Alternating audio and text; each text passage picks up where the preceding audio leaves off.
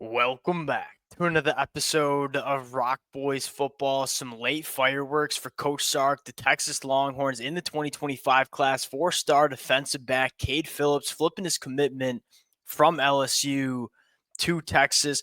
I think a really fascinating cat. You look at the physical traits and say, yeah, it could be a really, really good boundary cornerback. We look for size, length, speed at the cornerback position. And you Kade Phillips, 6'1", buck 75, really, really long arms with an incredibly impressive track and field background. Kind of checks all the boxes that you want in terms of physical traits at the boundary cornerback position. Then you take a look at some of the film, specifically the film of Kade Phillips as a safety, and say, I think he could be a really good safety too. So you get some position versatility. I think you could slot him in at a couple of different spots in the back end of this defense and probably have a lot of success with him. Here's my biggest takeaway from a guy like Kade Phillips flipping from LSU to Texas.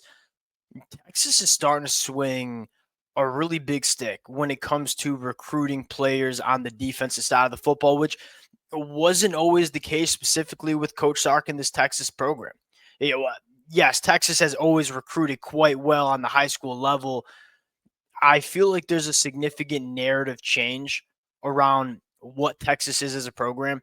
You go back over the last 5 years, a high flying offense that could put a lot of points up on the board, but never really thought of them as a physically imposing football team. Never really thought of them of having an elite defense.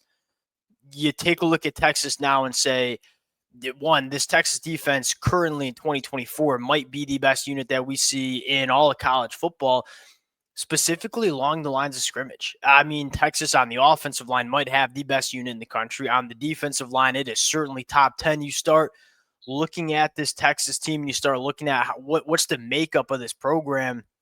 I think a lot of these kids in the high school trail are looking at Texas and saying, hey, this is a place where I can go play on the defensive side of the football and be a part of a dominant and elite defense in the SEC. And I think that's carrying a lot of weight for some of these kids on the high school recruiting trail. Want to get into a little bit of the film of Kade Phillips, talk about where he best can slot in for this Texas secondary. Now, before we get into it, as always, just want to say thank you to you guys in it. It's going to be a fun next couple of days and weeks. Obviously, signing day coming up, but most importantly, the transfer portal opening up.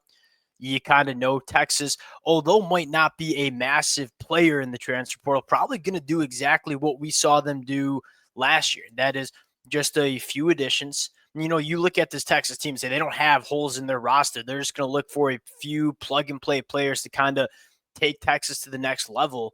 You're certainly going to see Texas do that. Fired up for. Appreciate you guys rocking with it. Without further ado, let's get into Kade Phillips again.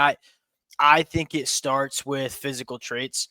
Yeah, 6'1", buck 75, really, really long arms, impressive track and field background. That's exactly what you're looking for when you're looking to fill your defensive back room up. And I think another thing that's really intriguing about Texas, the development of the back end has been elite. This has been a secondary that, in 2023, we knew was young but talented and kind of needed to take that step in 2024. You fast forward to Texas in 2024 and say, this is one of the best secondaries that we see in the country. And a lot of this talent on Texas is getting developed the right way. And so when you're Kade Phillips and you're looking at where you want to go play your college football, Texas suddenly becomes a place where, yes, you're going to be competing in the SEC at the highest level of college football, competing for national championships. You're also going to be a part of a defense that I think is clearly going in the right direction and developing players the right way. You get into the film of Kade Phillips. One thing I really like about Kade Phillips, and we see a lot of young defensive backs struggle with this, he plays the football exceptionally well. Working at the boundary here, when that football is in the air, he's very comfortable tracking it and making plays. And he's a really smooth mover. I mean, kind of staying in the hip pocket when that football's in the air, let's go track it, go make a play on it. You see a lot of young defensive backs really struggle to play the football, get their head turned around. I think I like him most in this kind of, off zone coverage look where he can keep his eyes on the quarterback and then just go be an athlete and play the football. He can close on throwing windows exceptionally well. And that's kind of what you see here. We're just reading the quarterback. All right, go up, make a play. Again, really, really twitchy athlete. You see kind of the vertical bunnies, you might say, in terms of Kade Phillips. And then he's continued to work through the film and say, you see some work in man coverage. You see some work in terms of reading the quarterback's eyes. He gets his hands on a lot of footballs, creates a lot of turnovers. Something Texas has done very well. And again, when he has to come downhill and be physical, he certainly can do that. You see the long speed here. Track and field, I mean, he's just cooking and going out and making a play. Long speed, physicality, high effort player, gets his hands on footballs. Those are the boxes you want to see checked for defensive backs. Reading the quarterback's eyes, firing downhill, being physical at the point of attack, all things you love to see. Now, you look at Texas in 2025, and it's kind of crazy to say this, but it's been maybe a quiet recruiting cycle for Texas in 2025. They're still going to bring in a top 5 class. And I think they're not quite done. There's a couple of names, guys like Javion Hilson, who you're certainly monitoring. The name I want to just take a look at really quick. And again, I think Texas has been playing a decent amount of defense with guys like Jamie French. Michael Fasusi is a massive name if I'm looking at Texas. You look at Texas and what they've done on the offensive line and why they've been so good on the offensive line is they recruit these kind of guys at the high school ranks, get them developed in this program. Why is Texas's offensive line so solid in 2024?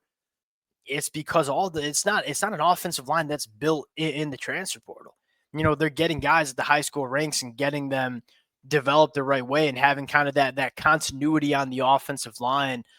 You talk about building the offensive line the right way, getting guys at the high school ranks. Michael Fasusi would be that name. And I think it's been Texas's top target at the offensive tackle position pretty much all cycle long. And it's coming down to the final days. Obviously, there's some movement at Oklahoma right now. And if you're Texas, you're selling, look at the development of this offensive line. We're going to send multiple guys, specifically some tackles, to the NFL draft to probably be top 15, maybe even top 10 picks.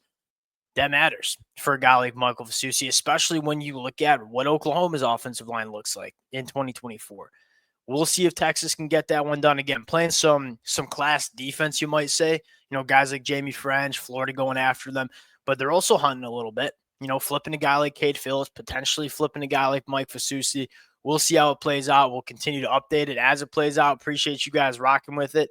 If y'all do enjoy the content, consider subscribing to the channel. We'll talk to y'all later. Peace.